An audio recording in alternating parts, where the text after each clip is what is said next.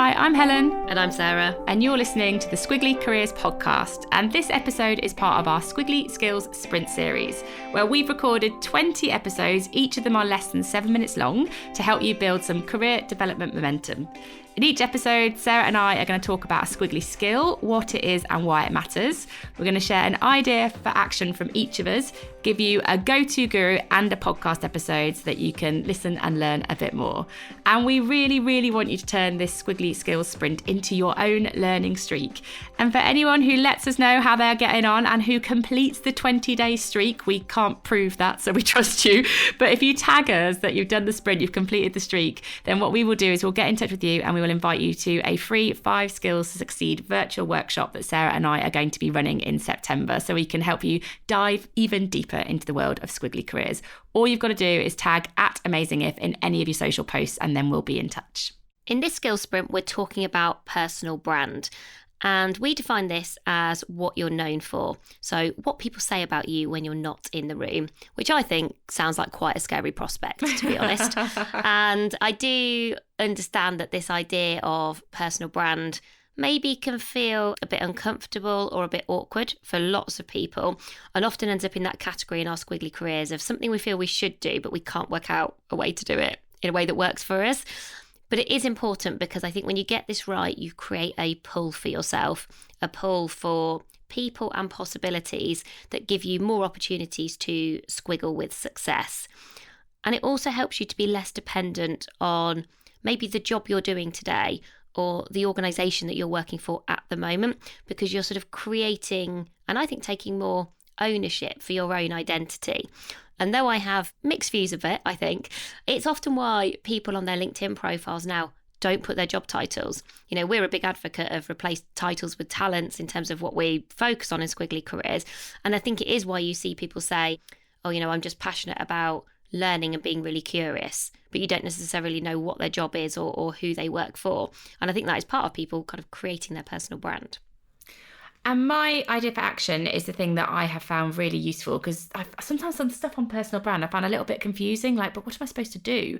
And so I found the structure that I've just found quite useful for summarising stuff and being clear. And that is working out what you stand for. So having some statement about something that you believe in or you're passionate about. So, you know, I stand for making squiggly careers better for everybody. I stand for democratising development. There's, you know, you can have more than one statement, but what do you actually stand for? Then thinking about, well, who do you stand with? So your brand is better if you're not building it on your own. So that could be another person. So I stand with Sarah, for example. That definitely builds my brand. It could be communities that you're part of as well. So just have a think about that. And then what makes you really stand out? So what is really distinctive and different about you? So I would say for me, it's my energy and my positivity. I know that that is something that makes me different from other people. But having that clarity is really useful from when you build your brand. And it's quite an authentic thing. And what I would just say with this is it's not fixed. So you want to be clear about this so you can take control of it. But also you don't have to stick to it forever. So just kind of do your 3 stands now, your stand with, your stand for, your stand outs, and then, you know, review it and think, does that still feel like me? It's absolutely fine to change your mind, but perhaps don't do it too frequently because it does take a while to build your brand. But I think this doesn't have to be a thing that's fixed for life. That's a bit ladder-like. When we're squiggly, we can change and our brand can change too. One of the things that's really helped me is somebody who does find this a bit cringy and uncomfortable, being honest. Like, I don't really like the phrase personal brand, but it gets used quite frequently. So that's often why it's still helpful to call things that.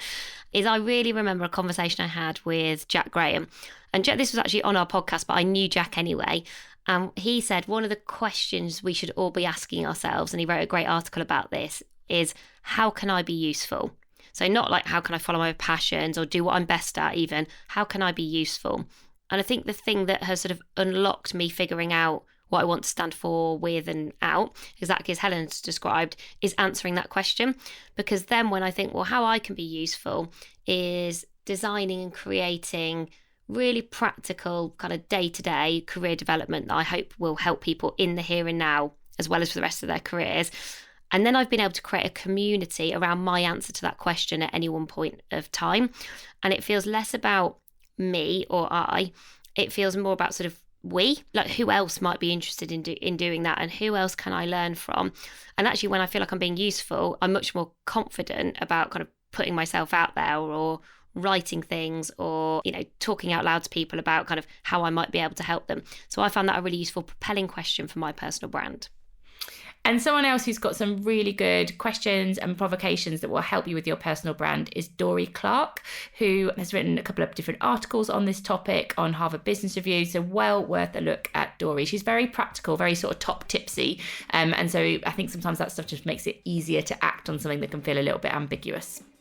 And if you want to listen to a very early episode of the Squiggly Careers podcast, episode 25. 25, I don't know. You and me. I don't know, 300 really. episodes ago, Sarah. Yeah. So episode 25 was on how to build your personal brand. I mean, how good that episode will be is anyone's guess. But if you re-listen, let us know how you find it.